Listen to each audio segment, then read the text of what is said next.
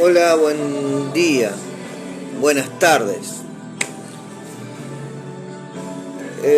Mi nombre es Marcelo y como digo en cada video, cuando empiezo a hacer un en vivo, este video no es para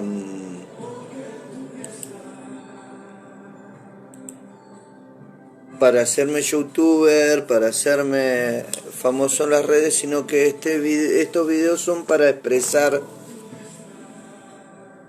lo que realmente dice las escrituras, en mi modesto entender, en mi humilde parecer. Ahora, el miércoles creo que fue, que a la madrugada, yo soy de los que creen que Dios habla, bueno, soy uno de los locos que creen que Dios habla, y Dios habla a través de diferentes cosas, a través de diferentes circunstancias que van pasando en la vida. Ahora dentro de unos minutos voy a dejar un cachito porque me estoy preparando unos ricos mates.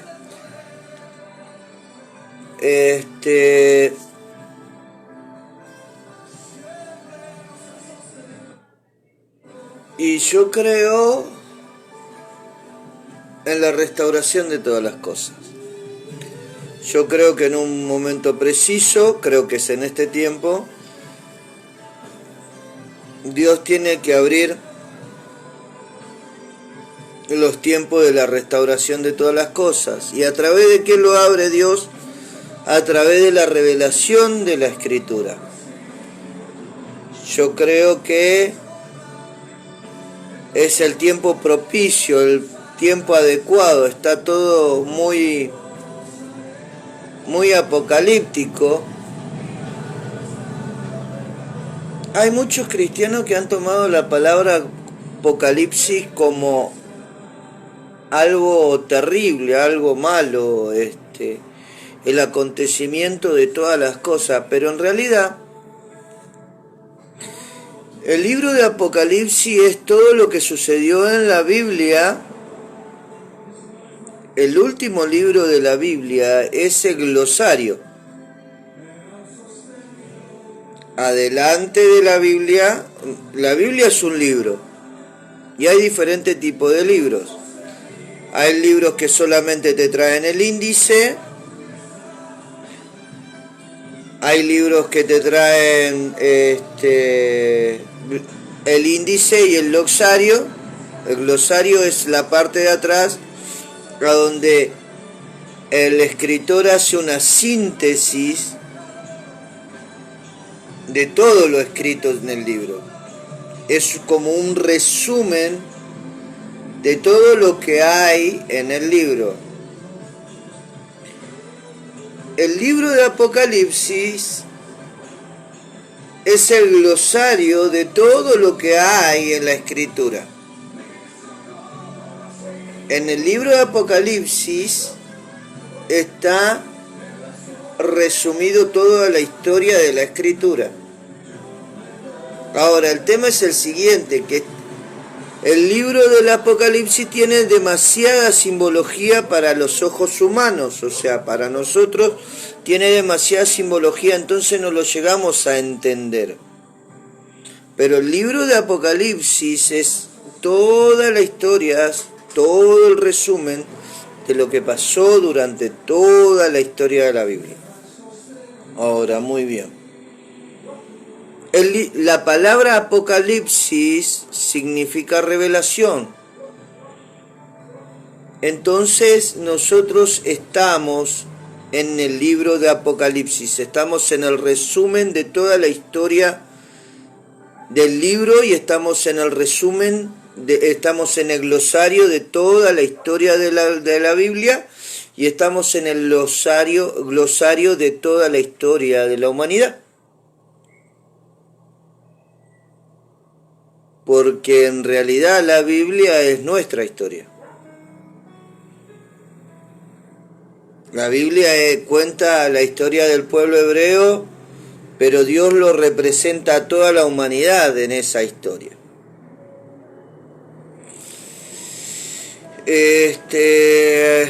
como yo soy de los que cree que Dios habla y como en algún momento Dios me dijo que era un profeta, como creo muchas cosas y creo ciertamente que Dios habla, Dios me habló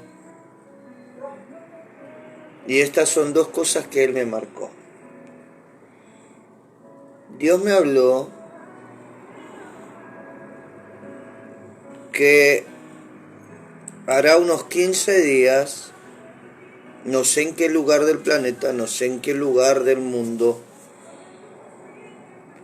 no sé si en Argentina, no sé si en Tokio, no sé si en Taiwán, no sé si en China, no sé si en Estados Unidos, no sé si en Chicago, no sé si en Solano, el lugar específico no lo sé.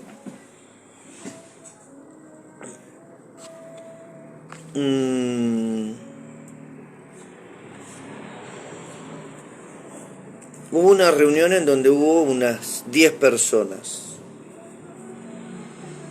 En esa reunión a donde hubo unas 10 personas, hará 15 días, una de esas 10 personas dijo sobre mi persona que si yo digo ser o yo manifiesto ser un ministro de Dios,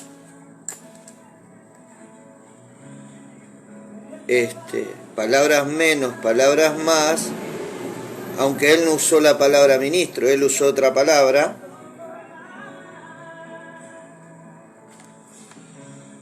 como diciendo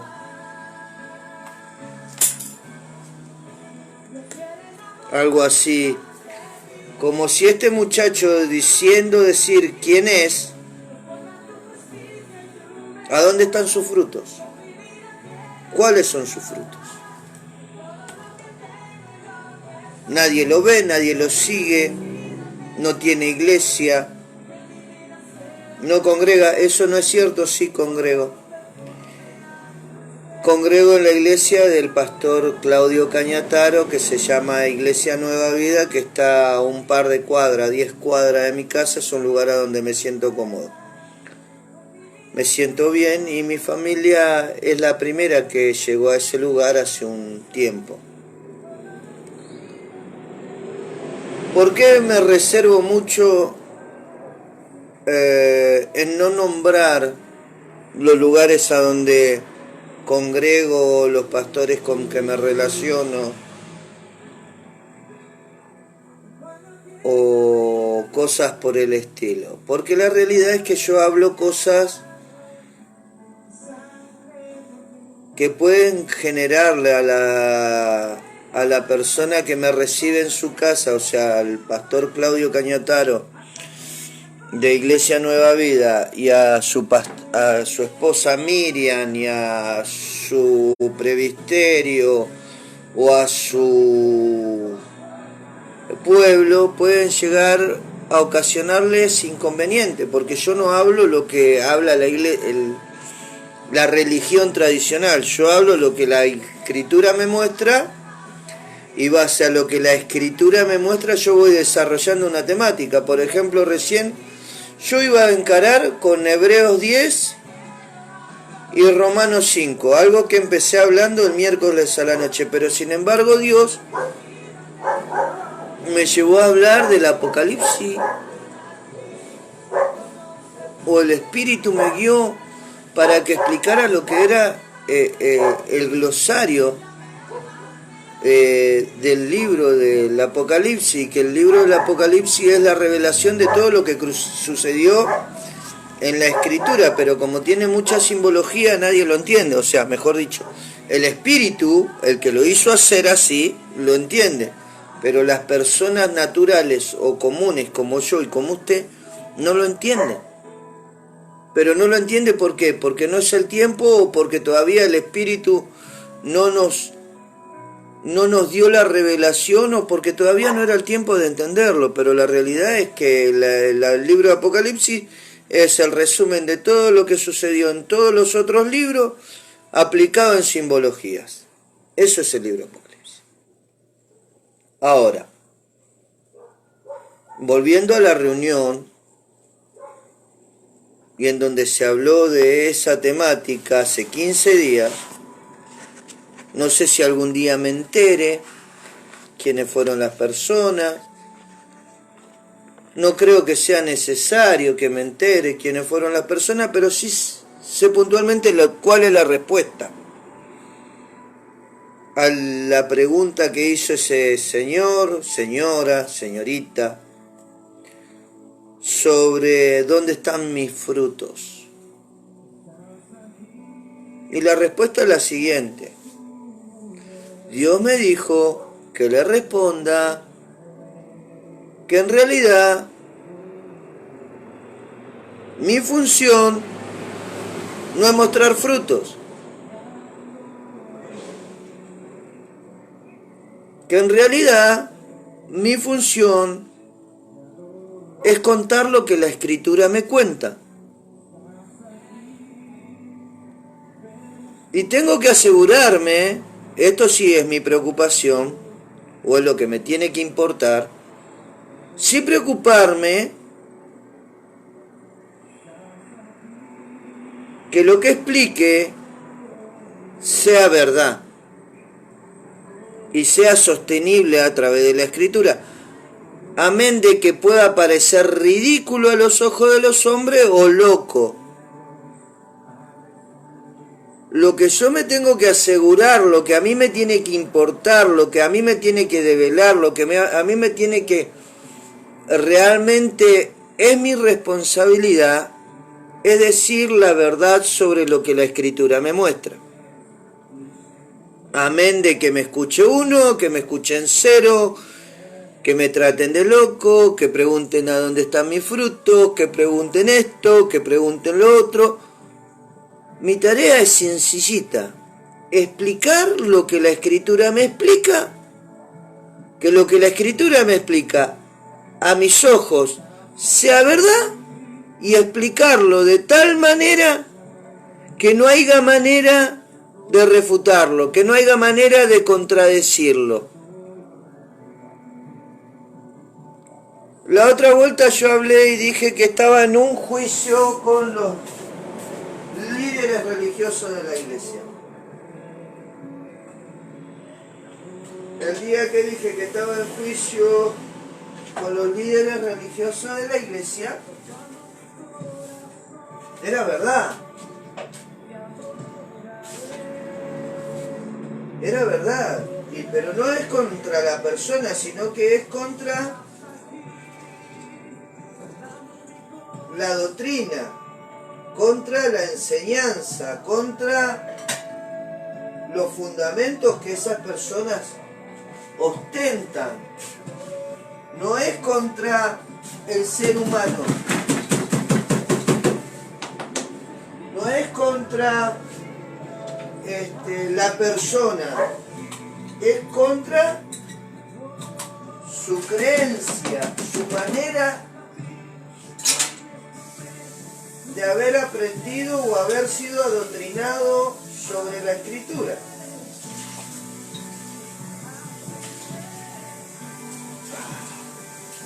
Ya voy. Me estoy preparando unos mates. Acá en Argentina, yo no sé de qué lado lo ven, o si alguien lo ve. Pero como yo creo que en la fonopatía, que lo que si yo hablo es real, es verdad, es el Espíritu el que transporta la verdad, porque el Espíritu es la verdad, el Espíritu Santo es la verdad, el Espíritu Santo es la verdad manifiesta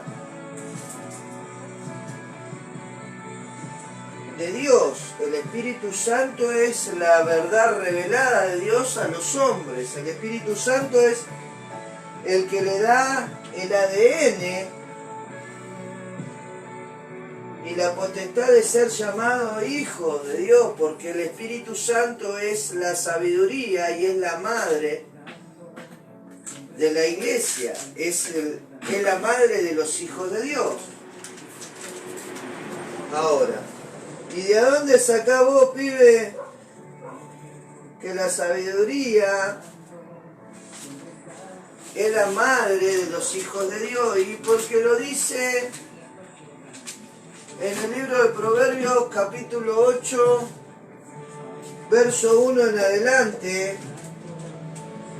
La sabiduría empieza a contar y empieza como título de la sabiduría y dice excelencia y eternidad de la sabiduría en la Reina Valera. En la otra no sé cómo se llamará, pero más o menos debe ser la misma línea. Entonces,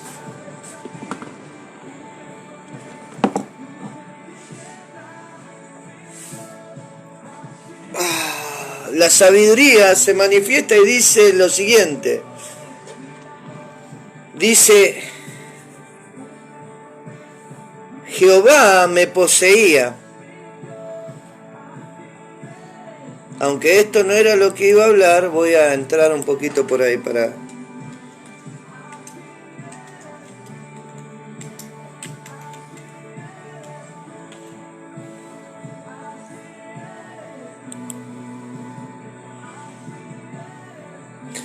Dice, excelencia y eternidad de la sabiduría.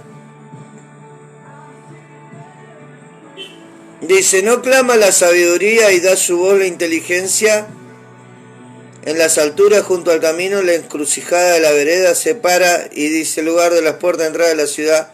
A la entrada de la puerta de la ciudad, das voces, hombres, a vosotros clamo, me dirijo mi voz a los hijos de los hombres. Entended, oh simple discreción, y vosotros necios, entrad en cordura. Oíd, porque hablaré cosa excelente, y abriré mis labios para cosas rectas, porque mi boca hablará verdad. Y la impiedad abomina mis labios. Justas son todas las razones de mi boca.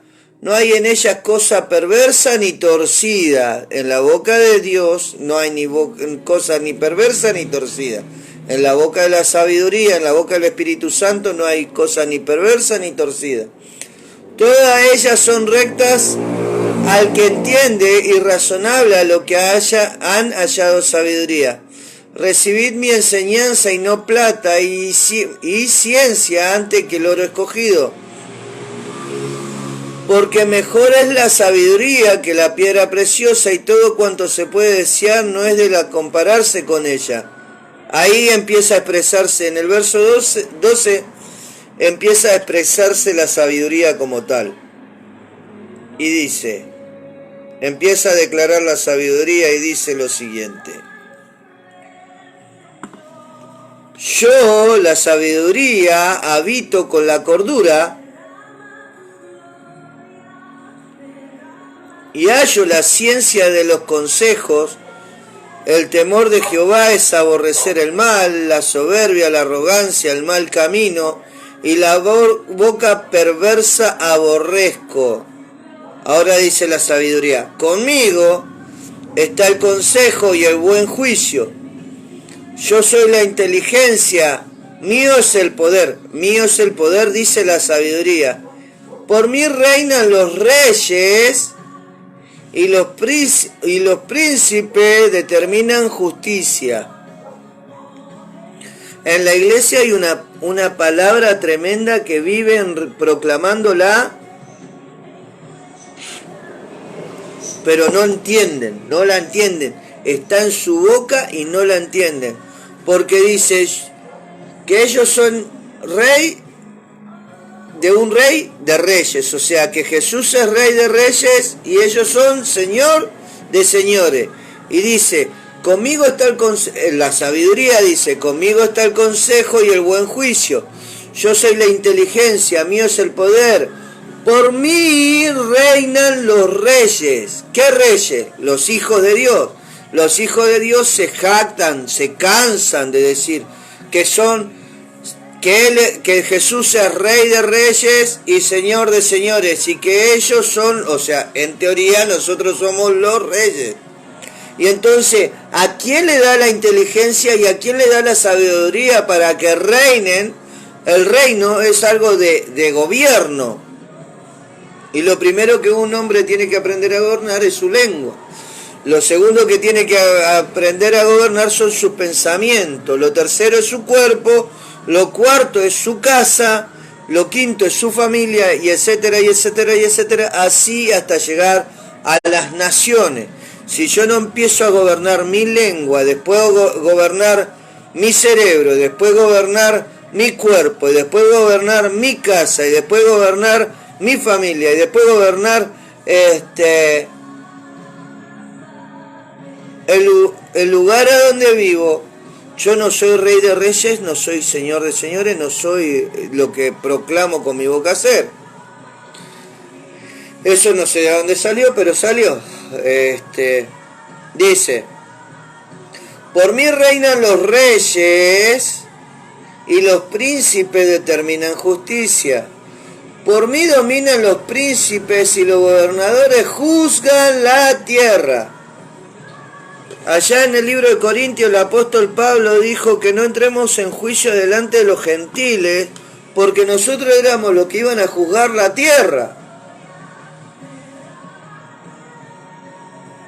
Y que era poca cosa llevar a los tribunales del mundo nuestras contiendas entre hermanos, porque nosotros somos los que iban a gobernar con justicia la tierra. Y dice, por mí dominan los príncipes y todos los gobernadores juzgan la tierra. Yo amo a los que me aman y me hallan los que temprano me buscan. La riqueza, la honra están conmigo, riqueza duradera y justicia. Mejor es mi fruto que el oro y el oro refinado. Dice que por el Espíritu de Dios, dice algo así como manifestaciones de la carne y los frutos del Espíritu. El fruto del Espíritu es a través del Espíritu Santo con el Espíritu de la sabiduría, porque el Espíritu de la sabiduría dice, mejor es mi fruto que el oro y que el oro refinado, y mi rédito mejor que la plata escogida. Por vereda de justicia guiaré, por el medio de senda de juicio, para hacer lo que me aman tengan su heredad, y que yo llene sus tesoros.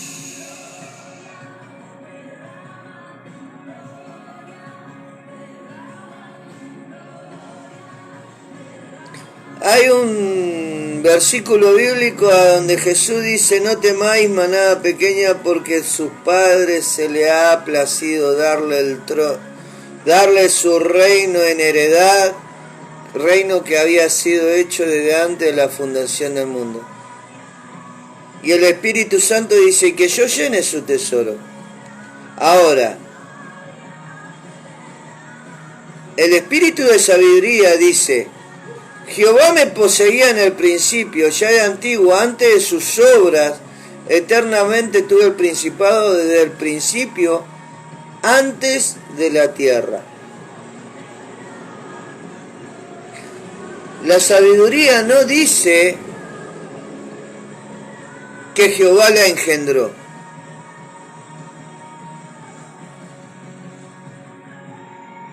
La sabiduría dice que Jehová la poseía.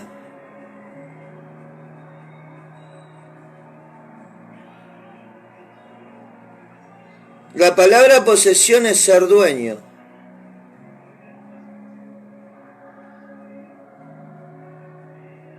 Y en el libro de Cantar, cuando está en el libro de Cantar, de los cantares,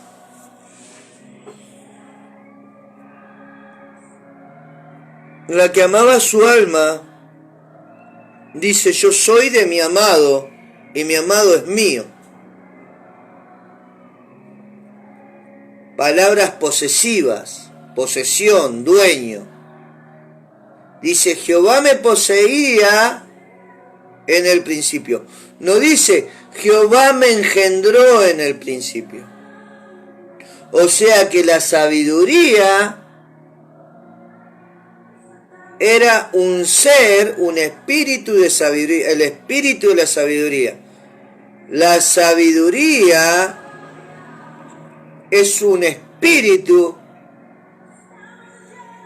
igual al de Dios. Dice, Jehová me poseía en el principio, ya de antiguo, antes de sus obras, eternamente tuve el principado desde el principio, antes de la tierra, antes del abismo, fui engendrada. No fue engendrada por Dios. Dice, fui engendrada. Antes de que fuese la fuente de las muchas aguas, antes que los montes se fuesen formados, antes que de los collados ya había sido yo engendrada. No había aún hecho la tierra, ni los campos, ni el principio del polvo del mundo.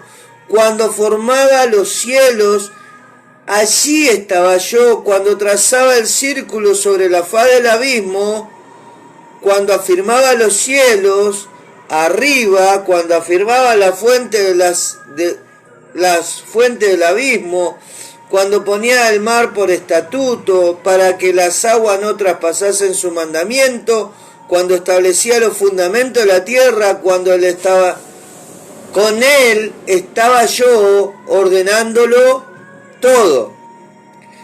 Génesis 1:1. Génesis capítulo 1, verso 1 y 2.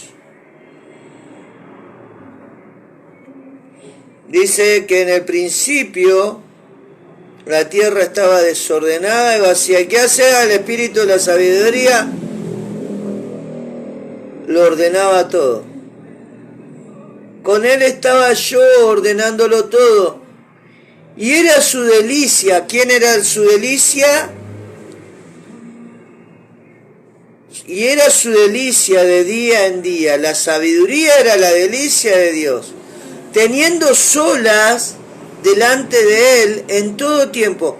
O sea que en el mundo espiritual, la única persona espiritual que tenía acceso en todo tiempo adelante del trono de Dios era la sabiduría. Me regocijo en la parte habitable de su tierra, y mi delicia son los hijos de los hombres. Qué cosa de loco, en todo matrimonio sucede lo mismo. En cada pareja, en cada bien constituida, sucede lo mismo.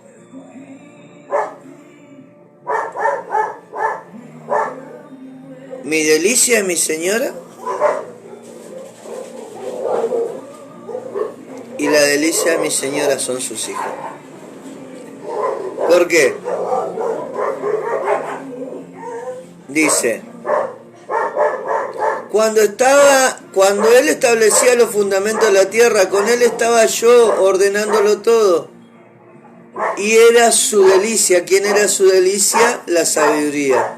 De día en día, teniendo solas delante de él todo el tiempo. Me regocijo en la parte habitable de la tierra, y mis delicias son con los hijos de los hombres. La delicia de la sabiduría, la delicia de Dios era la sabiduría, y la delicia de la sabiduría eran los hijos de los hombres. Ahora dice, ahora pues, hijos, oídme. Ya dejó de llamar los hijos de los hombres para llamarlos sus propios hijos. Ahora pues, hijos, oídme. Y dice, bienaventurados los que guardan mis caminos, entended el consejo y sed sabio, y no lo menospreciéis. Bienaventurado el hombre que me escucha velando a mi puerta cada día, aguardando a los postes de mi puerta, porque él me halle, hallará la vida y alcanzará el favor de Jehová. Encontrando en la sabiduría, esperando sus respuestas,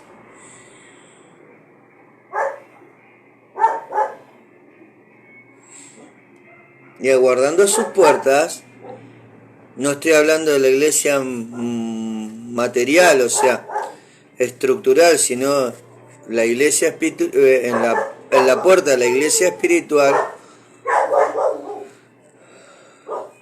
Dice, porque el que me halle hallará la vida y alcanzará el favor de Jehová.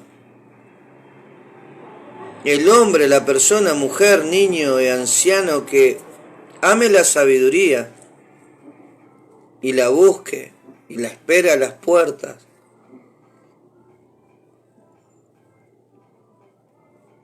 alcanzará el favor de Jehová.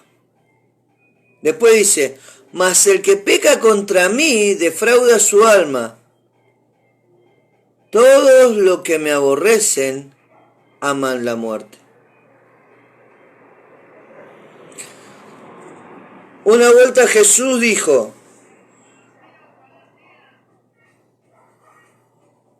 contra el Padre pueden decir cosas, contra mí pueden decir cosas, pero el que blasfema contra el Espíritu Santo de Dios no tendrá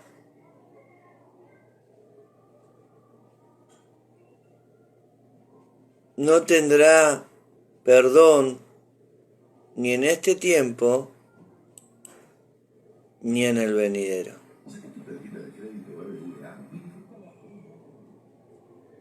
No tendrá perdón ni en este tiempo ni en el venidero.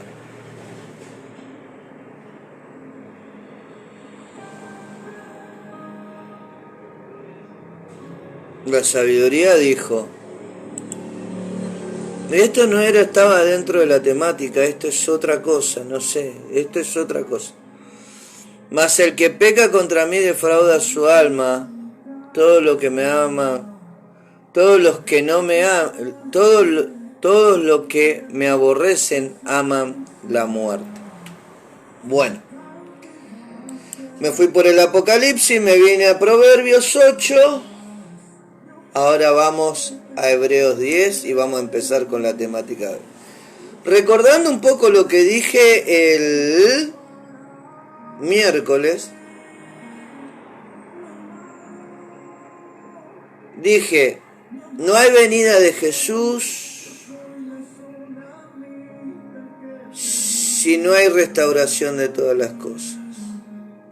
Si no hay restauración de todas las cosas, no hay venida de Jesús. Eso quiere decir que todas las cosas que nosotros hoy tenemos como realidad o como verdad o como doctrinas o como enseñanza o como ideología o como lo quiera usted llamar, no está dentro de la restauración de todas las cosas, porque si no, ya Jesús hubiese venido. Ahora el tema es el siguiente: ¿cuáles son las cosas que se tienen que restaurar según el criterio bíblico? Y ahí entramos a lo que había hablado sobre el juicio. En mi vida, por diferentes motivos, he participado en juicios, trámites judiciales y demás. Entonces he aprendido sus principios. En un juicio sucede lo siguiente: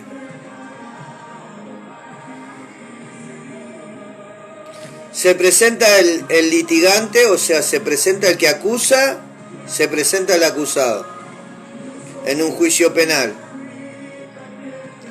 En un juicio civil se presenta el litigador contra el litigado.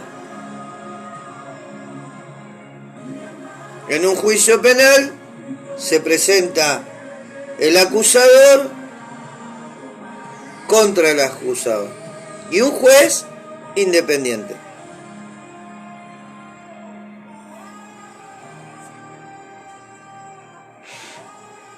Para comenzar el juicio en un penal, en un juicio penal, tiene que presentarse el acusador y denunciar adelante del fiscal al acusado y acusarlo de los delitos que cree que se ha cometido contra su persona o contra otra persona. Estos son los primeros pasos. Se presenta el acusador y acusa. Se presenta el diablo y acusa. Se presenta en uno civil, el que quiere reclamar algo contra otra persona, se presenta al juzgado a través de un abogado. Por eso dice la palabra que abogado tenemos para con Dios, porque estamos en un juicio. Entonces, en uno penal se presenta el acusador y acusa al acusado. En uno civil se presenta el litigante, el litigador contra el litigado. Y en uno espiritual se presenta el acusador, el diablo, contra los seres humanos. Y se presenta un abogado, Jesucristo. Las primeras escenas del juicio son: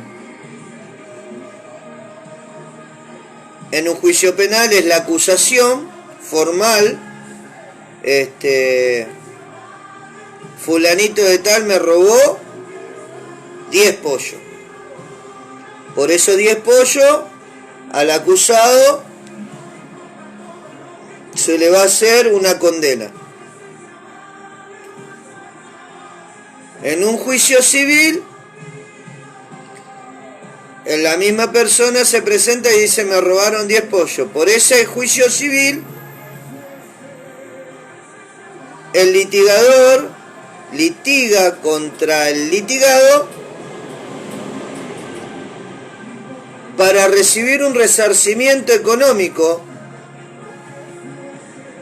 del litigado por el daño causado por la roba de esos 10 pollos. En lo celestial, en el juicio celestial, la condena por el robo es la pérdida del alma.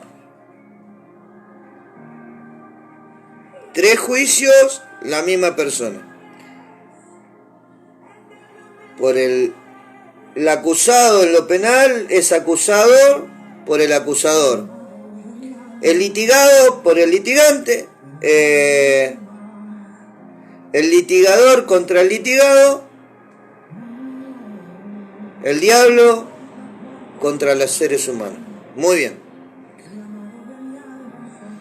En ese juicio, estoy hablando del juicio del gran trono blanco. En ese juicio,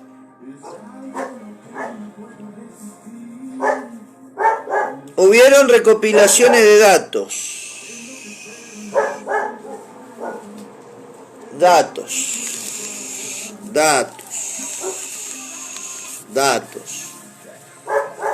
Recopilaciones de datos. Esta tiene muchas batallas, mi Biblia. Ha perdido algunas hojitas, pero su esencia siempre está. La Biblia, como los acusados de la humanidad,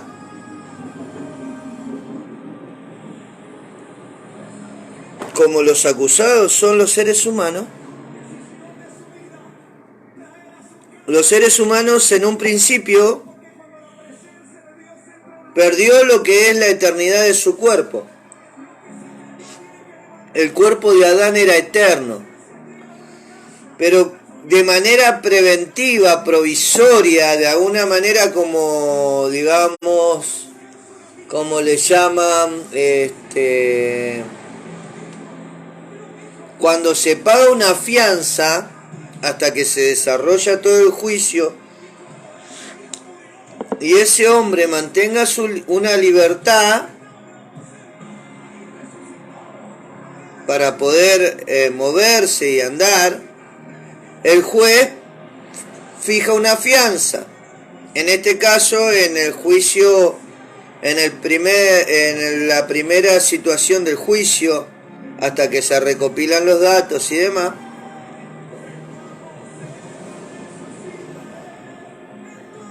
Dios como fianza le dijo: del polvo eres y al polvo volverás, a la materia.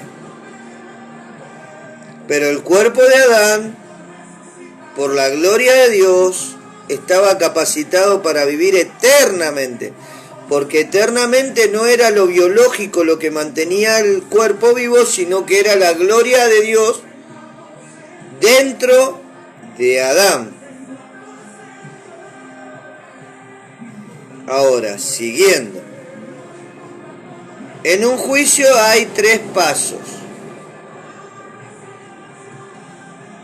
La acusación formal, la recopilación de prueba y la sentencia. Según la sentencia, en los juzgados humanos existe lo que se llama la Cámara de Apelación, en la que 3 o más de 3 jueces, por la apelación de una de las partes, por ejemplo, si fuera en el caso de que el acusador contra el acusado cree que la pena que el juez le impuso por el delito X de los 10 pollos es muy liviano, él puede apelar a la Cámara de Apelación, y la Cámara de Apelación son varios jueces que deliberan si la condena puesta por los 10 pollos es justa o no. Lo mismo sucede en la Cámara Civil. En el juicio civil, si el litigador calcula que el resarcimiento económico que el juez impuso al litigado para que le pague los 10 pollos más los daños causados por el daño del juicio, del daño de los robos de los 10 pollos,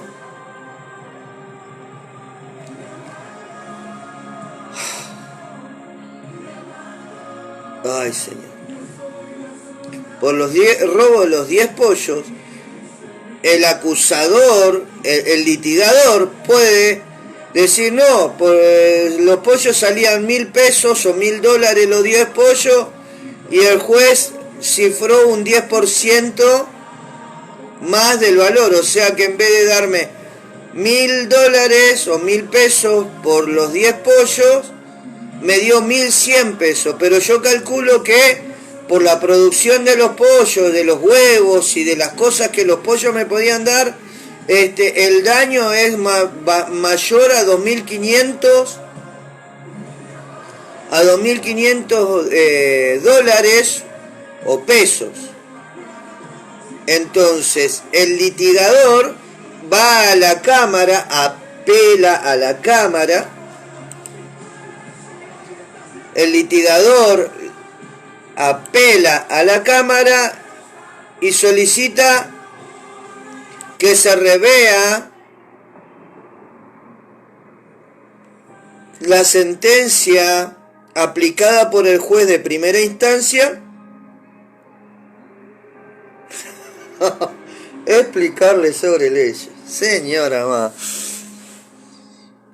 Al juez de primera instancia, apelan a la Cámara para que la Cámara revea el fallo del juez y diga si es más o es menos.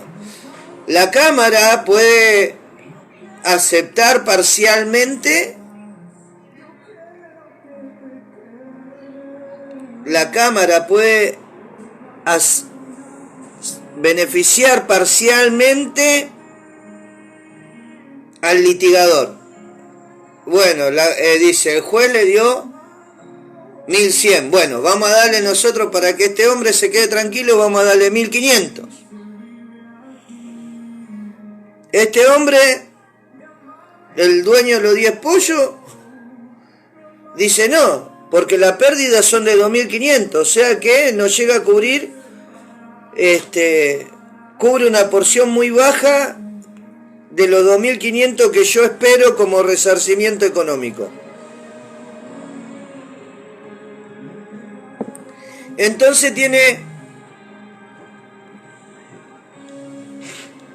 otra Cámara, que es la Corte Suprema, vamos a poner del caso de la provincia de Buenos Aires, y apela a la Cámara de la Ley, a la Corte Suprema de la provincia de Buenos Aires. Apela a esa Cámara para que se le resarcien ya no 2500, no 1500, sino los 2500.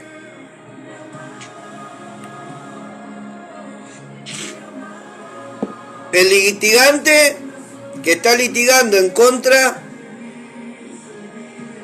del litigado va a la Cámara Superior, o sea, la Cámara de la Corte Suprema de la provincia de Buenos Aires, en el reclamo de sus 10 pollos. En el reclamo de los 2500 pesos o dólares, un valor puesto para poder expresar el pensamiento, va hasta la Cámara, a la Corte Suprema. La Corte Suprema dice, bueno, yo te voy a dar 2000. Voy a hacer que el litigado te dé 2000. Ok. No conforme con esto, va a la Cámara Superior, que es la de la Nación. Y eso se llama la Corte Suprema de Justicia. Eso es un paso procesal.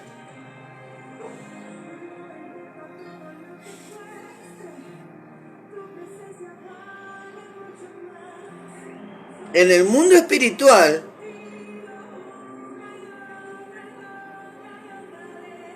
las cosas han sucedido más o menos así.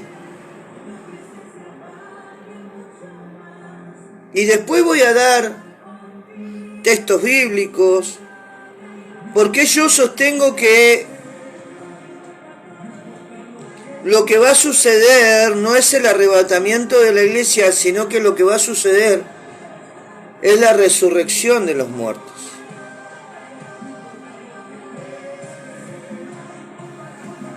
Porque en el primero de los casos que hablamos, en la primera instancia, en la primera instancia del juicio, lo que se llama el juez de primera instancia, el hombre fue condenado a morir. Del polvo eres y al polvo volverás. Pero lo que fue condenado no fue su alma, sino su cuerpo. Por eso la palabra de Dios dice que Dios puso eternidad en el corazón de los hombres sin que el hombre alcance a entender. En el juicio de primera instancia no había una ley.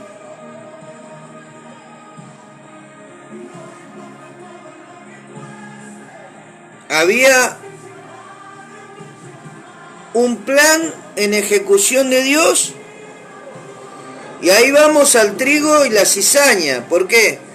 Porque dijo Dios, dejad crecer junto al trigo y la cizaña hasta el momento de la cosecha, y cuando sea la cosecha, cuando sea el momento de la cosecha, sacaremos la cizaña, porque así no dañamos al trigo.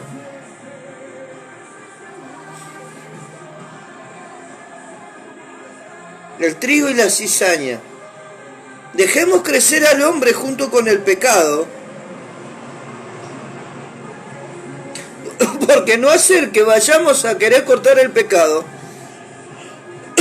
y arruinemos con ello también al hombre.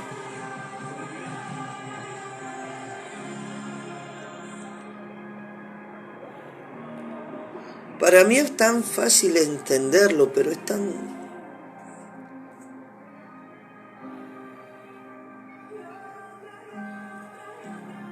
difícil explicarlo.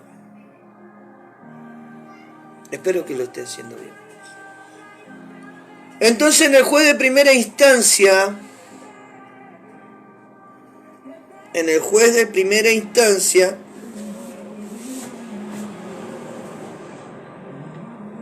el diablo lo hace pecar al hombre, el hombre peca con su mujer. Dios acusa al hombre, mejor dicho, Dios no acusa al hombre. Al hombre se le asigna como castigo que del polvo era su cuerpo y al polvo volverá su cuerpo, pero su alma, su eternidad, quedaría dormida hasta el momento del juicio final. Pero no había una ley. Viene Noé, el corazón del hombre, después de que dañó el diablo el corazón al traer la desobediencia. Ahora, si el hombre no hubiese desobedecido a Dios en ese momento, el hombre nunca hubiese llegado a ser la imagen de Dios. O sea que podríamos decir que era algo que Dios lo preveía, ya lo estaba viendo. Por eso dice en el último pasaje, allá por el 20 moneda de Apocalipsis, dice el Cordero que fue entregado antes de la fundación del mundo, porque Jesús no fue muerto en la cruz. En la cruz fue la manifestación de la muerte de Cristo. En el plan de Dios, la muerte de Cristo estuvo antes de que la tierra fuera tierra. Bendito. Ahora bien, en el juicio de primera instancia el hombre pierde su cuerpo, no pierde su alma. El alma queda dentro, según Salomón, dice que el muerto nada sabe. ¿Por qué? Porque el muerto está, o sea, en el hombre queda el alma dormida hasta el momento del juicio.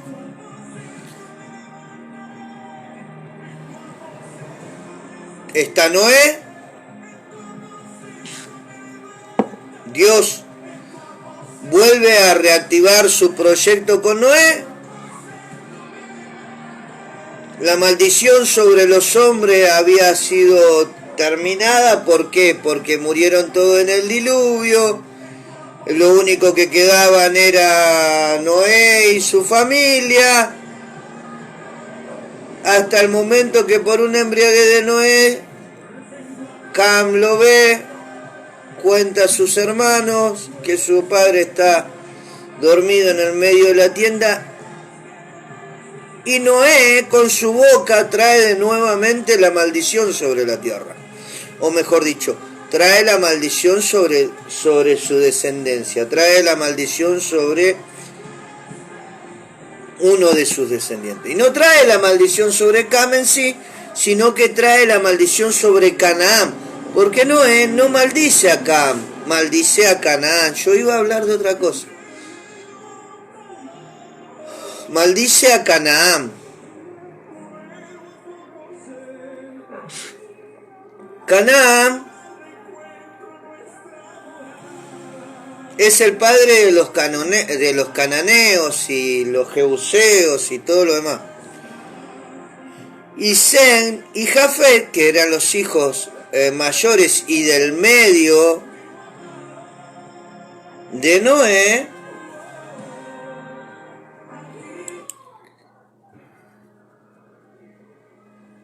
tuvieron otra descendencia. Y Abraham, ante los ojos de Dios, aunque literariamente los hijos de Dios, pastores, ministros y demás, lo ven a Noé como que tenía razón de maldecir a su nieto,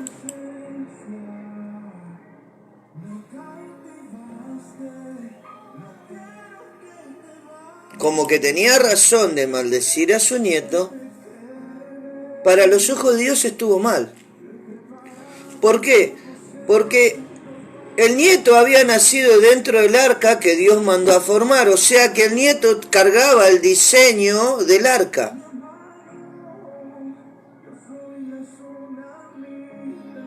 Canaán nació, entraron 8 personas al arca, salieron 9 personas del arca. Entraron los papás entró papá Noé, mamá Noé, sus 3 hijos y sus 3 mujeres. 6, 7, 8. 8 personas entraron al arca, 9 personas bajaron. A la persona que Noé maldice es a la persona que nació dentro del arca.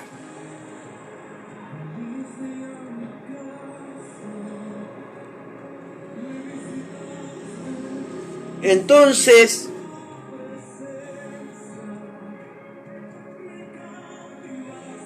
dentro de todo esto sucede una cosa. Noé maldijo al que traía el diseño de Dios a la tierra dentro del arca. ¿Por qué? Porque él nació dentro del arca. Y salió del arca. O sea, él nació dentro del arca y salió a la tierra. Y cuando sale a la tierra, podríamos decir que el arca era el arca materna, y él sale al mundo, sale del arca al mundo. Y cuando sale del arca al mundo, el diablo a través de la boca de Noé lo maldice. ¿A quién? Al que traía el diseño porque había nacido dentro del arca. Espero que esté tomando forma, porque en mi corazón, en mi espíritu, en mi mente tiene forma. El tema es expresarlo.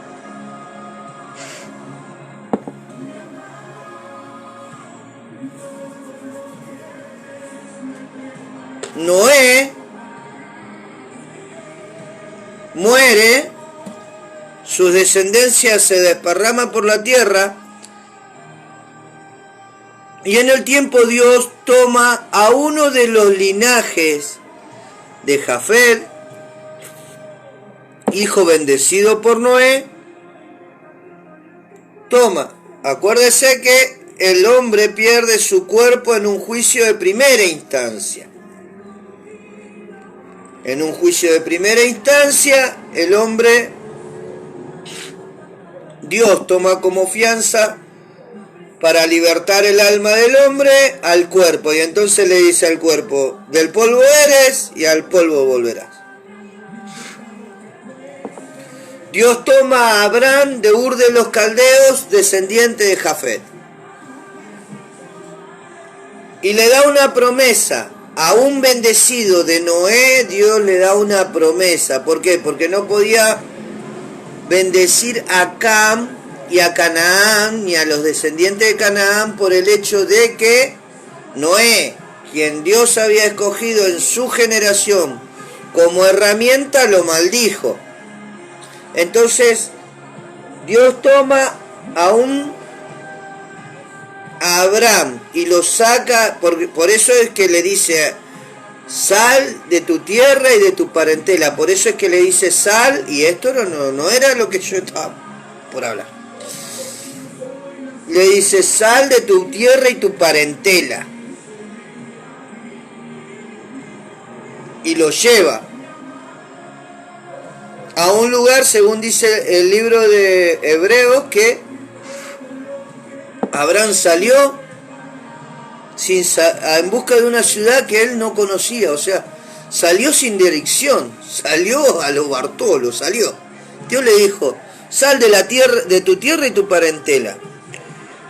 En la tierra de Abraham, Abraham se dedicaba a hacer ídolo junto con su padre. O sea que Abraham estaba dentro de la idolatría, porque en ese tiempo se hacían ídolos de madera, de bronce, de esto y lo otro. Entonces Abraham estaba en una tierra donde había mucha idolatría. Dios lo saca.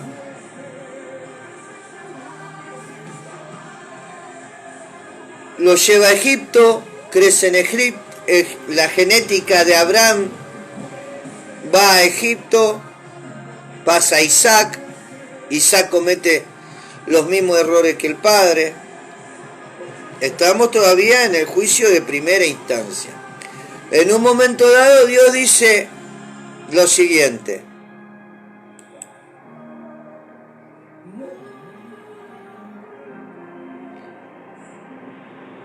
Romanos 5:13. Antes de que Dios diera la ley, todo el mundo pecaba, pero cuando no hay ley, no se puede acusar a nadie de desobedecerla. Sin embargo, los que vivieron desde Adán hasta Moisés tuvieron que morir porque pecaron aun cuando su pecado no fue la desobediencia a un mandato específico de Dios, como en el caso de Adán.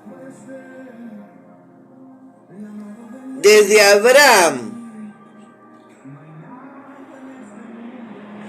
hasta Moisés no había ley en el pueblo que Dios había tomado un descendiente de Jafet, o sea, Abraham,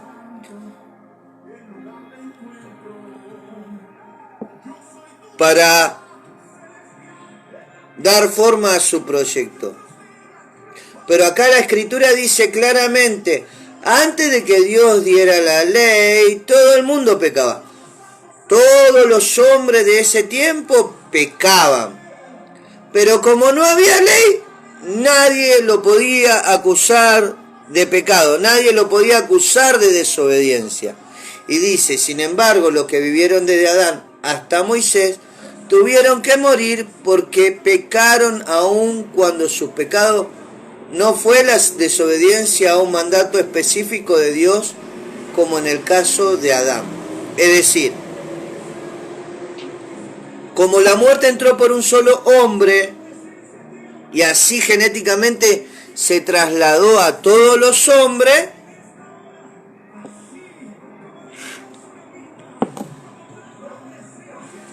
ante todos los hombres, Dios tenía que poner una ley. Entonces la ley la puso de Moisés hasta Jesús.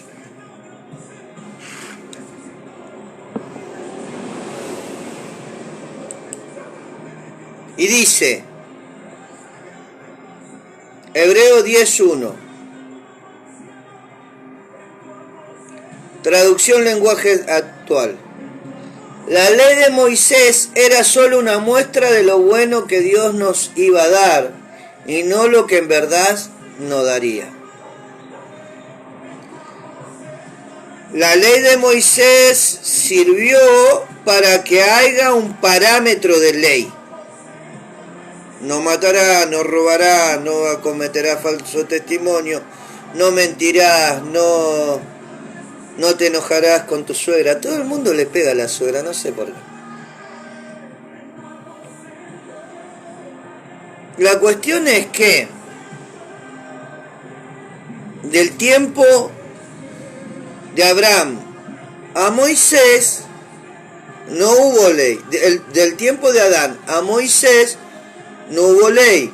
Por cuanto entonces todos los que morían, todas las almas que morían, no eran condenadas porque no había una ley para condenar. Ahora bien, de Moisés a Jesús había en un pueblo específico una ley específica dada por Dios por la que se tenía que regir este pueblo, no los demás habitantes de la tierra. Solamente este pueblo se tenía que regir por esa ley.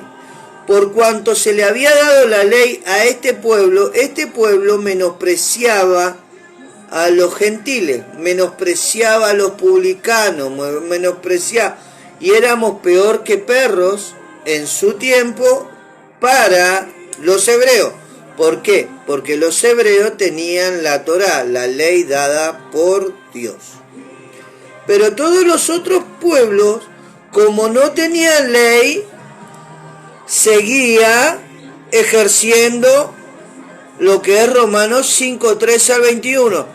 Antes que Dios diera la ley, todo el mundo pecaba, pero cuando no hay ley, no se puede acusar a nadie de desobediencia. No se lo podía acusar a ningún alma de desobediencia porque ellos alrededor de Israel no tenían ley. Israel sí tenía ley. Y Dios decía que al que pecar en contra de la ley, ese morirá. Pero sin embargo, como las otras personas, los otros de alrededores, no tenían conocimiento de la ley porque no se le había dado a ellos,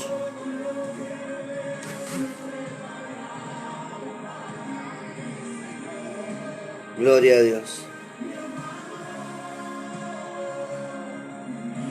Gracias, Señor. No se podía acusar de pecado. ¿Por qué? Porque ellos no conocían lo que era la ley del pecado.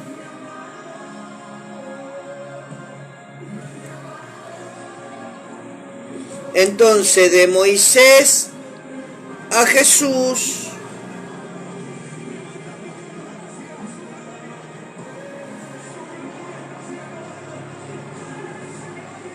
desde Adán a Jesús, con el intervalo que Dios le dio la ley a Moisés hasta Jesús, la ley mostró que no era justa. ¿Por qué? Porque los hombres al que se le había dado la ley no podían cumplir la ley. Por eso Jesús dijo, cuando Él vino, y dijo, yo no he venido a abolir la ley, yo he venido a cumplir la ley. Entonces Jesús cumplió la ley dada por Moisés, que el resto de los rabinos, ¿cómo se llama esta? ¿Cómo se llama esto? El Senadrín y todo lo demás, no pudieron, Jesús lo hizo. Ahora, sigamos con el relato de Romanos 15, 13 al 21, dice. En la Biblia, el lenguaje actual, dice, en algunas cosas Adán se parece a Cristo, sin embargo no hay comparación entre el pecado de Adán y el regalo que Dios nos ha dado, punto. Por culpa de Adán muchos murieron, pero por medio de Jesucristo, Dios nos ha dado un regalo mucho más importante y para el bien de todos. El pecado de Adán no puede compararse con el regalo de Dios. El pecado de Adán hizo que Dios lo declarara culpable, pero gracias al regalo de Dios ahora Él declara inocente a los pecadores, aunque no lo merezcan. Si por el pecado de Adán la muerte reina en el mundo, con mayor razón por medio de Jesucristo nosotros reinaremos en la nueva vida, pues Dios nos ama y nos ha aceptado sin pedirnos nada a cambio. Es decir, que como la ley de Moisés, Dios le dio la ley a Moisés. La ley de Dios era perfecta. Pero los hebreos no podían cumplir la ley de Moisés. Entonces, Dios mandó a Jesús para establecer una nueva ley, que es la ley de la gracia.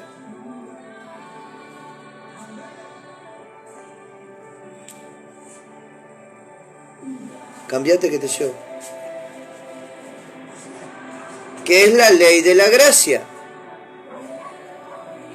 Entonces, cuando de acá hasta Jesús había una genealogía, o sea, Jafet padre de fulano, fulano padre de Mengano, Mengano padre de Sultano, Sultano padre de fulano, y así durante todo hasta llegar a la generación de Jesús. En Jesús se corta lo que es la genealogía, porque ahora lo único que el hombre tenía que hacer para ser igual a Jesús, para ser un hijo de Dios, tenía que aceptar a Jesús. Y a los que no aceptaban a Jesús, y a los que no aceptan a Jesús, todavía lo sigue cubriendo. Antes de que Dios diera la ley, todo el mundo pecaba, pero cuando no hay ley no se puede acusar a nadie de desobedecerla. Para el mundo sigue ejerciendo eso. A los hombres, por eso dice, cuando abundó la maldad, sobreabundó tu gracia. Ahora bien,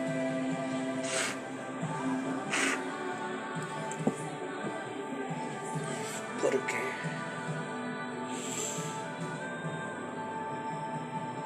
En segunda instancia, en la cruz del Calvario, el pecado del hombre fue redimido por la sangre de Cristo. Ahora, Cristo sigue siendo el que trae la ley de la gracia.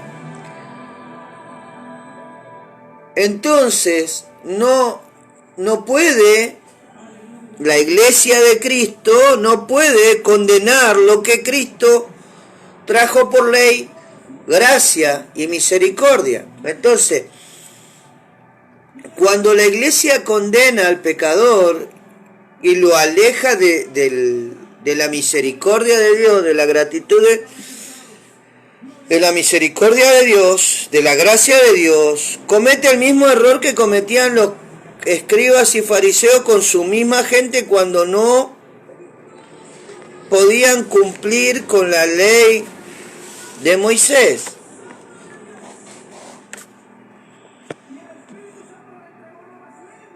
Es el mismo espíritu religioso del Sanedrín, nada más que en tiempos contemporáneos. Es el mismo espíritu.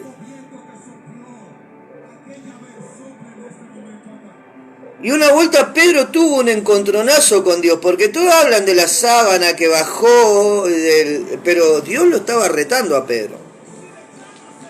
En esa visión a donde baja un lienzo con un montón de animales, cuadrúpedos, reptiles, aves y demás, en ese lienzo, y Dios le dice, mata y come, mata y come, mata y come, en ese paño, lo que Dios bajó fue a la raza humana, y cada especie que Pedro veía en ese lugar representaba a un tipo de persona o a un tipo de región a donde era la persona. Y entonces cuando Pedro le dice, no, Señor, porque él todavía Pedro tenía espíritu de judío, de hebreo. Él todavía seguía teniendo una percepción de la ideología fariseísta y escribanista del Sanedrín de ese momento. Porque la primera respuesta que se le dio cuando le dijo mata y come, la primera respuesta que le dijo, perdón Señor, pero nada inmundo entrará a mi boca. Y era una de las cosas que Dios le había dado en la ley, que decía que había diferentes tipos de animales que se podían comer y otros que no. Y entonces cuando Pedro le contesta a Dios, Perdón, Señor, pero nada inmundo entrará en mi boca. Dios le dice, no llames inmundo lo que yo limpié. Entonces, en el que yo limpié entran todas las generaciones, entran todas las personas. Por eso por eso Abraham le dijo, y en ti serán benditas todas las familias de la tierra. Todas las familias de la tierra son benditas en Abraham.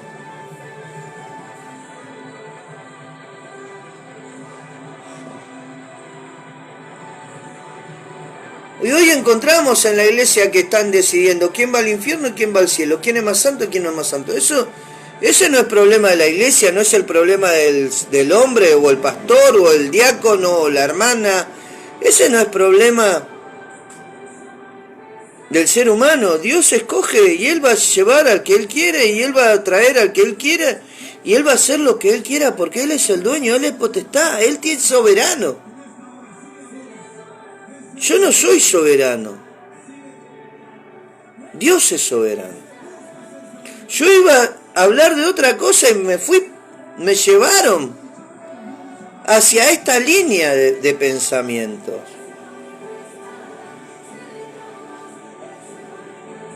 Realmente yo iba a seguir con la resurrección y esto no tiene nada que ver con la resurrección. Esto tiene que ver cómo se inició un juicio que está en la eternidad y que se va a manifestar en la eternidad. Y se va a manifestar a través de qué? A través de la restauración de todas las cosas. ¿Y qué es lo primero que se tiene que restaurar? Es la verdad. Por eso cuando a mí Dios en el trabajo sucedió esto. Estaba limpiando, estaba barriendo, estaba en un galpón solo. Y Dios habla a mi corazón y me dice, hace 15 días, en un lugar, 10 personas, estuvieron hablando de vos, estuvieron hablando de ti, o estuvieron hablando de tú, o como lo quieras llamar, estuvieron hablando de vos. Y una de esas 10 personas dijo, pero ¿a dónde está su fruto? No congrega. Por eso contesté las dos cosas que contesté dije al principio del video. Punto 1, mi función no es mostrarle el fruto a la gente, ni a los que vean este video, ni a los que ven este video, ni a los que escuchan este video en el Espíritu de Dios. Mi función no es esa. Mi función es contar lo que la Biblia me muestra y asegurarme de que lo que digo es verdad, según mis ojos, y presentarla de tal manera que nadie pueda decir nada en contra de lo que digo. O sea, que no pueda ser rechazada, que no pueda ser refutada. Esa es mi preocupación. Cumplir la función que a mí se me asignó. La función que a mí se me asignó es decir la verdad. Me escuché en miles, no me escuché nadie. Esté más solo que Adán el día de su cumpleaños en este en vivo. No, eso no importa. Lo importante es que lo que yo diga sea verdad. Y la verdad que yo diga no tenga manera, no tenga hueco, porque eso sucede en los juicios. En los juicios, una palabra mal dada en un lugar incorrecto puede hacer que una persona gane o pierda un juicio. Una palabra mal ubicada en un juicio puede hacer que una persona que es culpable del delito que se le acusa salga siendo inocente por un error. Entonces, alguna vez yo le dije al Señor, Señor, yo podría haber, en vez de ser un buen limpiabaño, podría haber sido un buen abogado. Y Dios me dijo, ¿y quién te dijo que vos no sos abogado? Tal vez en la tierra no seas abogado, pero delante de mi trono sí sos abogado. Entonces la función de un abogado es armar un caso, llevarlo a la corte, presentarlo ante el juez, presentar la evidencia y que esa evidencia no tenga falla. Que no haya un hueco por donde el enemigo se pueda meter para tumbar lo que uno dice. Porque en un error, en un juicio, un culpable puede ser inocente y un inocente puede perder mucho dinero. Eso es un juicio. Entonces, yo estoy presentando lo más claramente que puedo el escenario en donde se desarrolló todo lo que llamamos Biblia, en un juicio eterno que termina en el capítulo 22, allá en el capítulo 20 de Apocalipsis, donde está el juicio al gran trono blanco, en donde los libros van a ser abiertos y que las personas van a ser juzgadas según lo que dicen esos libros. Ahora, estamos en Moisés. Estamos entre medio de Moisés y Jesús. Jesús muere en la cruz condenando al pecado a la carne. Él se hizo pecado por nuestros pecados. Él paga la fianza. ¿Pero para qué Él paga la fianza? Si el pecado ya había sido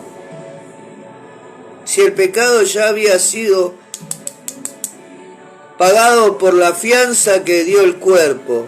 Del polvo eres, al polvo volverá. Porque Dios nunca abandonó la historia de que el hombre tenga materia. Y más adelante voy a poner versículo bíblico. Una de las cosas que Dios me está trayendo a la mente, o a mi corazón, como le quiera poner, es lo siguiente. Como le expliqué, en un juicio tiene 3 etapas. En esa etapa se presenta la acusación, se presentan las pruebas, se espera un veredicto. De la otra parte, presenta defensa, presenta pruebas de lo que se dice en su contra no es real,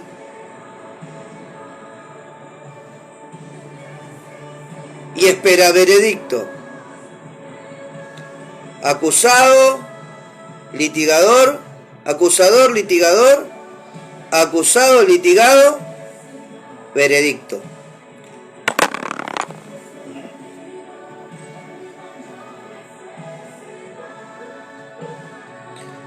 Cuando Dios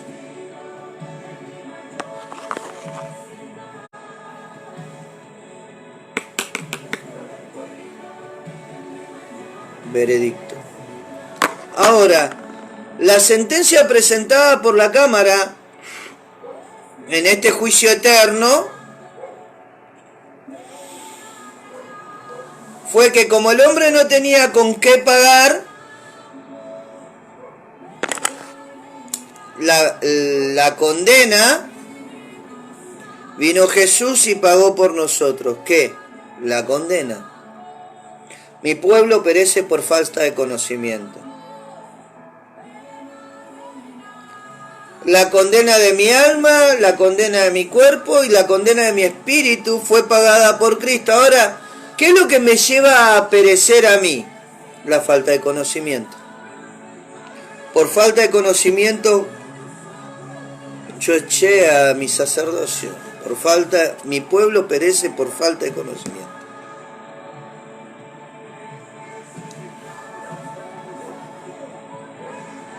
Se han inventado muchas conjeturas de todo un montón de cosas. Yo soy una persona que no cree en el arrebatamiento. No creo que Dios nos lleve a volar al cielo. Creo en la restauración de todas las cosas.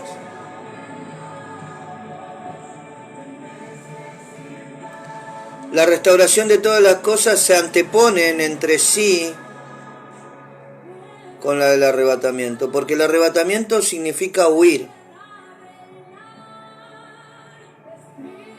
La restauración se trata de reconstruir. Si los hijos de Dios fueran arrebatados, robados, aspirados, como quiera llamarlo, hacia el cielo, dice la palabra de Dios que Dios es varón de guerra y no ha perdido una batalla. si sucediera eso, Dios no perdió una batalla, perdió la guerra. Porque hace huir del escenario profético a su iglesia, que sí, yo creo que hay montones de malas interpretaciones dentro de la Escritura. A eso yo estoy en juicio, con eso. Con ese tipo de doctrina, con ese tipo de pensamiento, con ese tipo de filosofía, yo estoy totalmente en desacuerdo. ¿Por qué?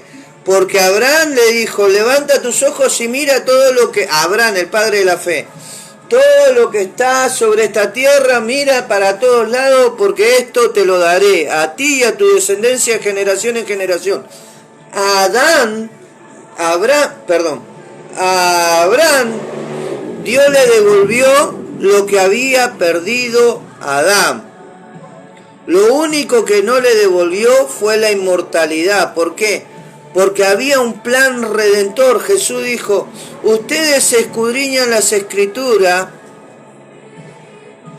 buscando en ella la vida, pero le dice, y la Escritura dan testimonio de mí. Entonces,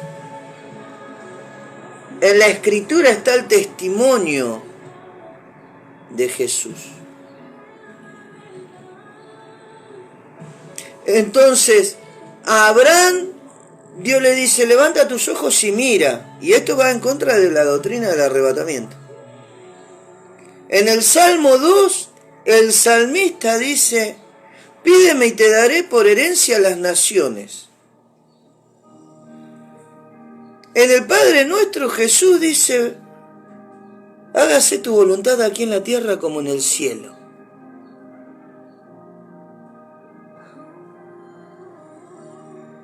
Tres versículos de la Biblia, o 3 capítulos de la Biblia, poderosos.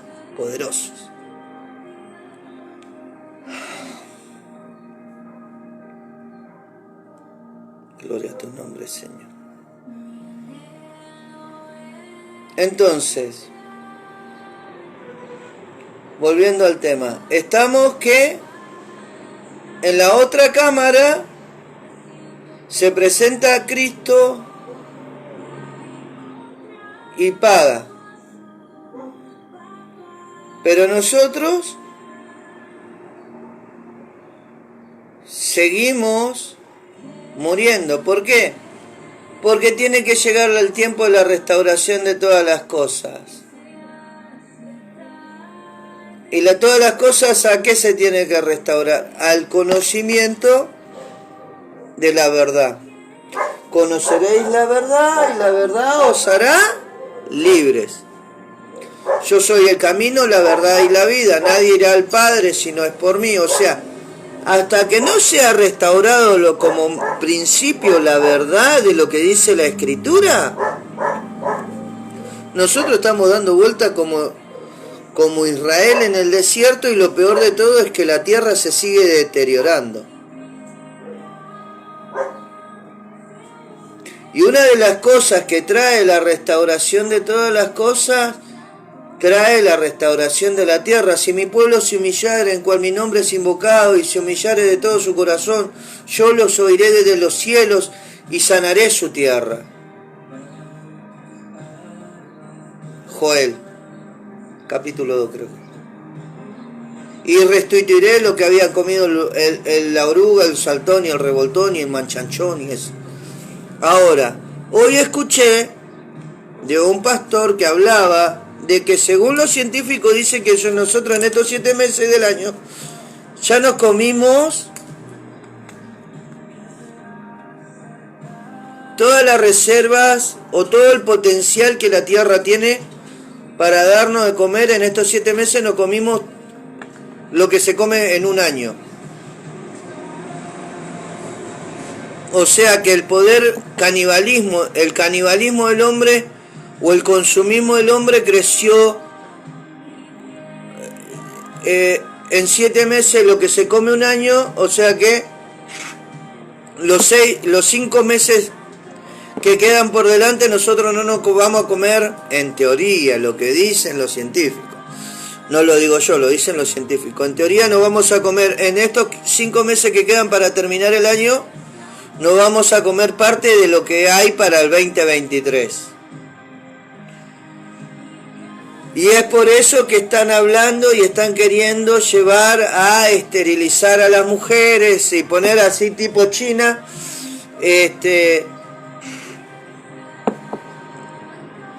la posibilidad de que una familia tenga 1 o 2 hijos, y si quiere tener más de 2 hijos tenga que pagar impuestos y demás. La cuestión es que quieren llevar a que la sociedad deje de reproducirse. Algo que va en contra de los mandamientos de Dios. Dios le dijo a Adán: multiplicaos y enseñoread la tierra. Y a la tierra le dio otra palabra y le dijo: yo te he creado para que seas habitada. Es decir, que va en contrapunto. ¿Por qué? Porque si nosotros empezamos a controlar la natalidad de nuestra especie, en la próxima década vamos a ser una sociedad de personas viejas. Por consecuencia, vamos a ir camino a la extinción del ser humano como especie. ¿Por qué? Porque cuando empieza a suceder que la sociedad empieza a envejecer, y no hay reproducción, no hay natalidad de niños, no hay renovación, y al no haber renovación hay extinción. Por ejemplo, yo tengo familias conocidas que sus apellidos han desaparecido de la faz de la tierra. Su genética ha desaparecido de la faz de la tierra, porque se fueron de la tierra sin tener descendencia.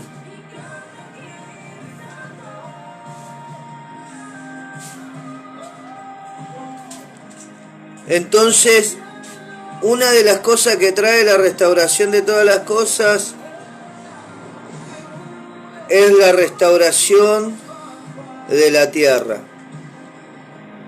Dijo el apóstol Pedro cuando habla de la restauración de todas las cosas, él dice: es necesario que venga la restauración de los tiempos de todas las cosas para que tengamos tiempo de refrigerio. El tiempo de refrigerio significa tiempo de sosiego, abundancia.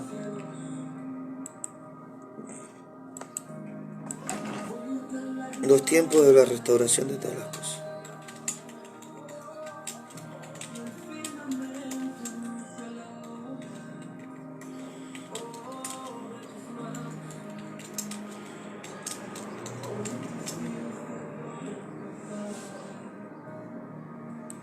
Hechos 3:21.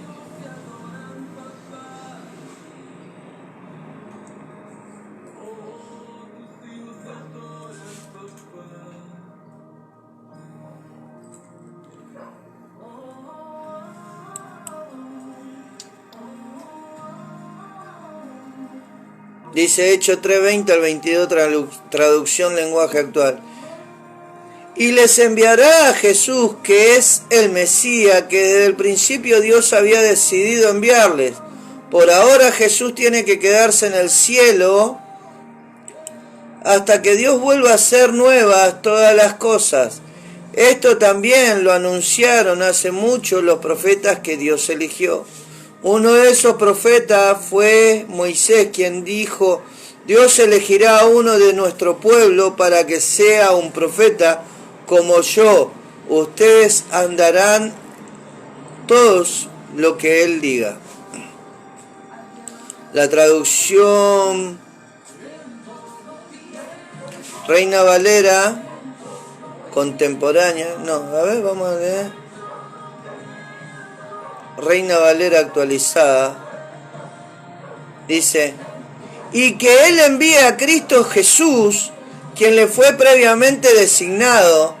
A él, además, el cielo le debía recibir hasta los tiempos de la restauración de todas las cosas, de las cuales habló Dios por boca de sus santos profetas desde tiempos antiguos, porque ciertamente Moisés dijo del Señor, su Dios se levantará de entre sus hermanos un profeta como yo, a él escucharán en todas las cosas que le hablen.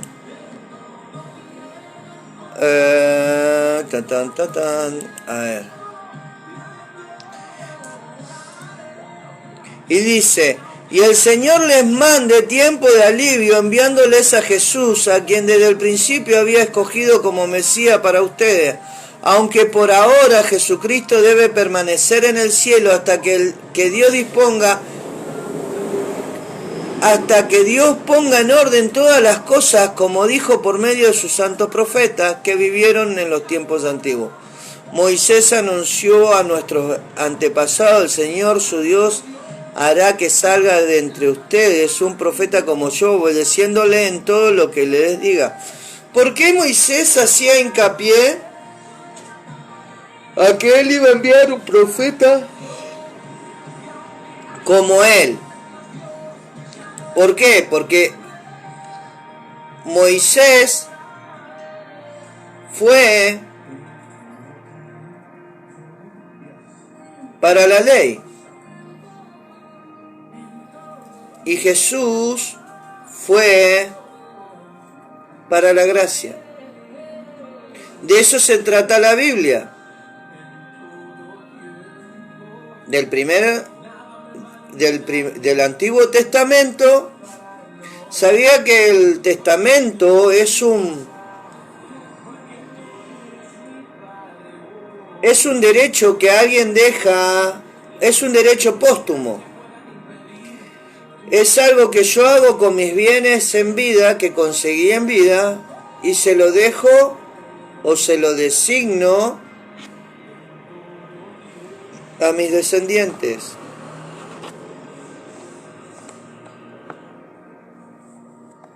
En todo esto se hablan de marcos jurídicos y marcos legales, en toda la Biblia. Ahora, bien, en el juicio de Jesús, a donde muere Jesús, Dios considera, juez justo, considera que la ley no sirve. Entonces aplica una nueva ley, la ley de la gracia. La ley de la gracia, ¿qué hace? Es cubrir al pecador del pecado y verlo a través de Cristo al pecador. Entonces no tiene en cuenta el pecado, sino que tiene en cuenta su esencia, su espíritu, su alma. No tiene en cuenta el pecado. El pecado queda cargado sobre la carne. Por eso el apóstol Pablo dijo en su momento, dijo, oh, qué maldito de mí mi vida, porque lo que no quiero hacer, eso hago. El pecado me arrastra, el pecado de esta carne me arrastra a hacer lo malo. Soy desdichado, ¿por qué? Porque lo que no quiero hacer, eso hago. Eso, en esa situación quedó el hombre. Lo que él no quiere hacer, eso hace. Entonces,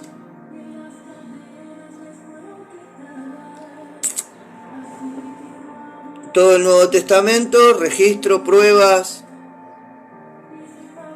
en favor del hombre, porque en el Antiguo Testamento el que presentó la prueba fue el acusador. Y Dios hay veces que está del otro lado del mostrador, o sea, yo soy el que hace la luz, yo soy el que hace la oscuridad, yo soy el que hace la guerra, yo soy el que hace la paz. Dios lo dice en su palabra.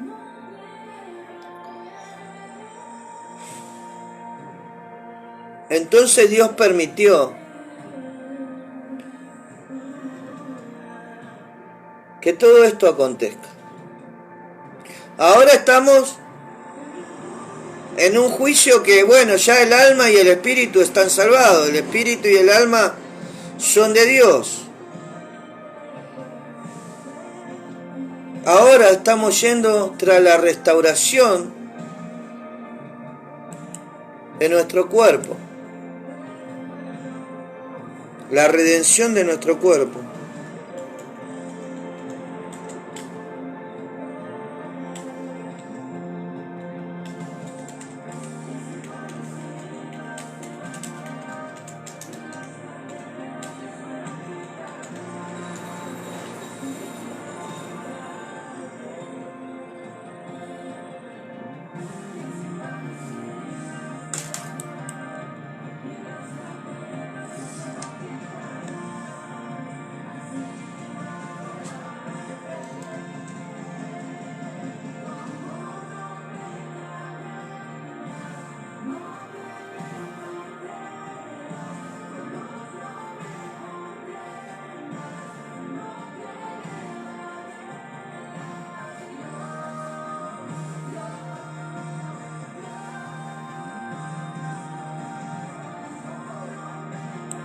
La versión NBI, nueva versión internacional, dice, Romanos 8, 22 al 24, sabemos que toda la creación todavía gime a una como si tuviera dolores de parto, y no solo ella, sino también nosotros mismos, que tenemos la primicia del Espíritu, gemimos interiormente mientras aguardamos nuestra adopción como hijos, es decir, la redención de nuestro cuerpo, porque en esa esperanza fuimos salvados, pero la esperanza que se ve ya no es esperanza.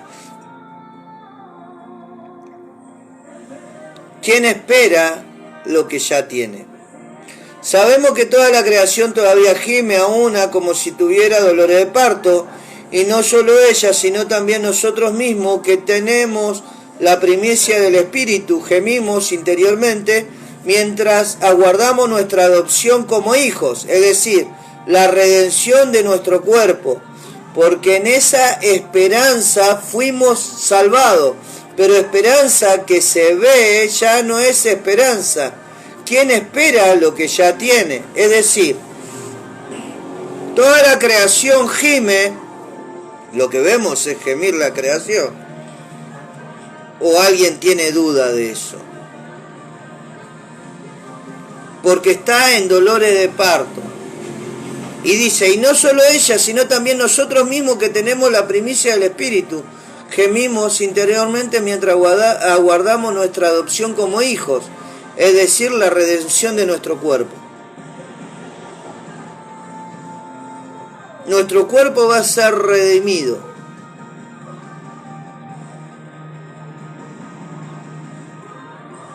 Nuestro cuerpo va a ser resucitado.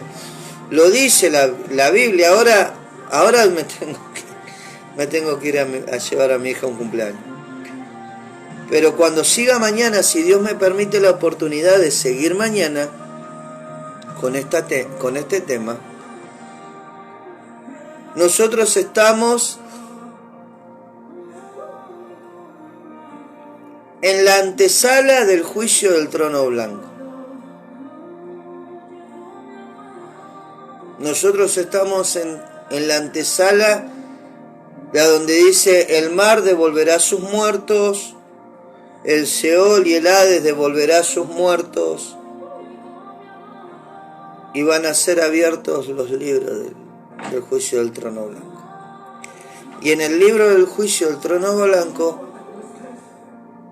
por la redención de Cristo, el hombre va a ser considerado inocente de su pecado, y va a suceder lo que dice la Escritura, los muertos en Cristo resucitarán primero. Pero para llegar a eso, yo no tengo ninguna duda, que lo primero que tiene que ser restaurado dentro de la iglesia es la verdad. Y mientras eso no suceda, la venida de Cristo está más lejos que nunca. Aunque hay predicadores que dicen que Cristo viene pronto. Jesús está tan cerca de volver, pero todo está condicionado en lo que dicen creer en Él. Todo está condicionado a eso. Todo está condicionado a la iglesia. La iglesia decide si Cristo viene o se queda en el cielo. De hecho, hay una parábola, y no me quería meter, porque siempre que hablo le tiro palo a los ministros de la iglesia. Y hablo de ministros en general, grandes, chicos, medianos, no hago distinción. Dios sabe a quién va y hacia dónde va. Yo solamente hablo lo que hay en mi corazón. Hay una parábola que es parecida a la de los talentos. Y resulta que habla de los 5, de los 3 y de los 1. Un rey se fue a recibir por heredad otro reino, y en el transcurso que él iba dejó encargado a uno 5 minas, a otro 3 minas y a uno 1 mina. Cuando vino Jesús, cuando vino el Señor a pedirle cuenta de las cosas, le dijo el que le había hecho 5 minas, le había dado 5 minas, le dijo, aquí tienes, Señor, acá están 5 minas, toma las 5 minas. Entonces le dijo, te daré 10 ciudades, te daré 3 ciudades, y a ti quítenle y denle al que le tenía 10. Ahora, pero detrás de eso dice que había un grupo de hombres que habían ido delante del trono de Dios, ante del trono del Rey, a decir que éste no reine sobre nosotros. Que sí puede ser que algunos ven la ganancia en que Cristo no venga. Así puede ser que algunos dicen, si viene Cristo, mi quintita se pudre. Así también puede haber personas que dicen, si Jesús no aparece, yo hasta el día que me muera, esa es la ignorancia del hombre, ¿vio? Hasta el día que me muera soy jeque árabe, soy Ricky Ricón, soy multimillonario, hasta que Cristo no venga, y que y lo otro, pero al final de cuentas,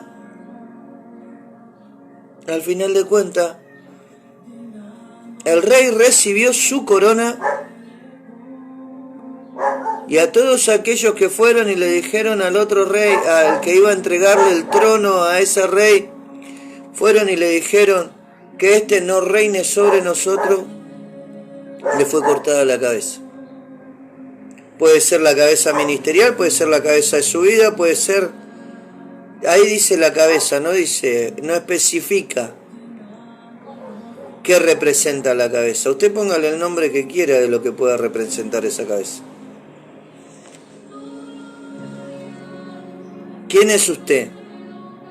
¿De qué lado está usted? Jesús dijo, el que conmigo no junta desparrama, punto. Jesús lo dijo, el que conmigo no junta desparrama. ¿De qué lado está usted? ¿Usted de lo que ¿usted de lo que desparrama o es de lo que junta? ¿Usted es el que multiplicó sus 5 talentos? ¿O usted es el que dijo, no, tuve miedo de ti y lo escondí?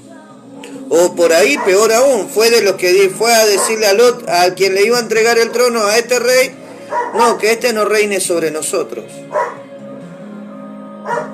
¿Qué tipo de persona es usted? ¿Qué tipo de líder? ¿Qué tipo de ministro? ¿Qué tipo de pastor, apóstol, profeta? Yo ya le dije, a mí Dios no me mandó a mostrar fruto, a mí Dios me mandó a mostrar lo que la verdad me muestra, lo que la Escritura me muestra. Y lo que yo tengo que hacer tiene que ser de tal manera que nadie pueda contradecirlo, ni refutarlo, ni poner dudas sobre lo que digo. O por lo menos tengo que intentarlo, porque soy humano y puedo fallar. Pero en un principio la verdad es esa.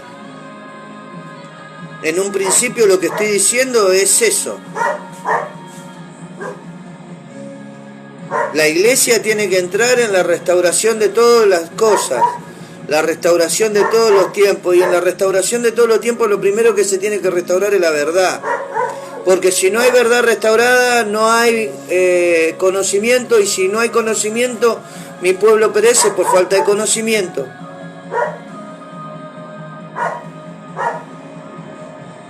Por lo menos esta es la verdad que yo veo dentro de la Escritura. Solamente Dios puede,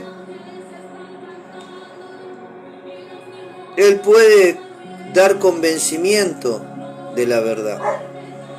Yo solamente puedo exponerla, yo no puedo convencer a nadie de lo que yo digo es verdad. El que da el convencimiento de lo que se dice es verdad, es el Espíritu de Dios. Y hoy hablé de un juicio, y en ese juicio hay acusador y hay acusado. pero también había pasos procesales, y en los pasos procesales, si yo estoy en litigio